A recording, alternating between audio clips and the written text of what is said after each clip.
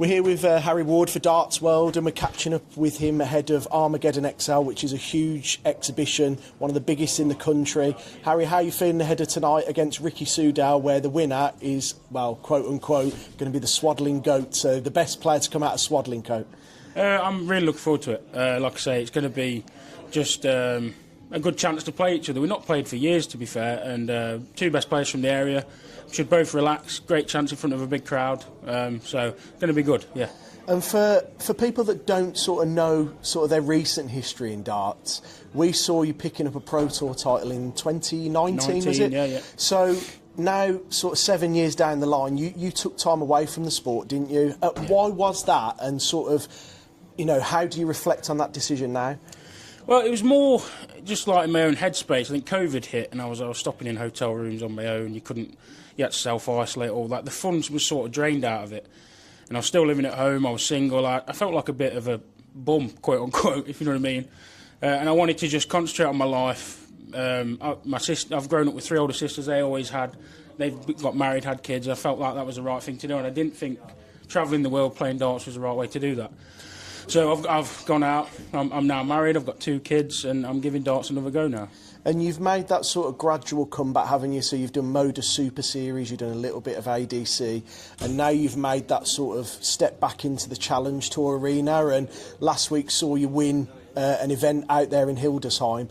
Just sort of, how has your game come on, and how have you sort of put it back together to where it kind of was? Well, this time last year I wasn't playing, and then it was around October. Spoke with Matt Ward at MDA. He's always been a good friend of mine. He was obviously my manager all them years ago. And he asked me, why don't I give it another go, because I was in a good headspace. And I did. So I went to Q School, I got quite close. First Challenge Tour wasn't so great. I was burnt out from the week at Q School. But since then, my game's been great. And I think it is just because I'm so relaxed, there's no pressure this year. Once I didn't get my tour call, my goal was to do well on the Challenge Tour, getting a few Pro Tours, which I've done. I'm in both Pro Tours next week now. So it's sort of like a free ride this year, which is always good for darts because there's less pressure, but hopefully in years to come I'll be getting better and better again. And you mentioned the Challenge Tour there, winning in Hildesheim. Just sort of how special was that win compared to your Pro Tour? Because, you're coming through a field of a lot of players, and sort of how did it hit you in the final, sort of being in that environment and atmosphere again? Well, it'd been a while since I'd won anything, really, never mind the Pro Tour back in 2019, so it's nice to finally win something again. I honestly think I could probably win another one this year now that's off your back. It just felt great to win. I played consistent all day, shots at the right time, big finishes at the right time. And, I've not been practicing a lot lately with having a new baby.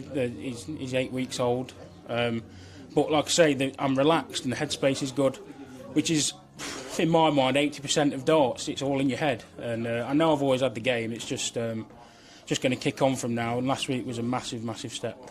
And you mentioned there you've been called up to the Pro Tours in Leicester next week. How sort of special does that feel, and is that a bit of a full circle moment to get back on the full Pro Tour?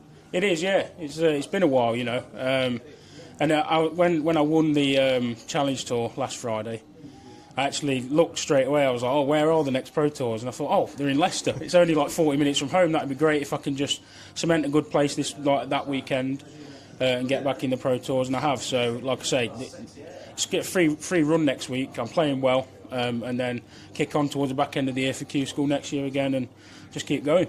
And is that the plan sort of going forward? Is it, sort of getting gradually more and more towards getting that tour card, not necessarily by the Challenge Tour route?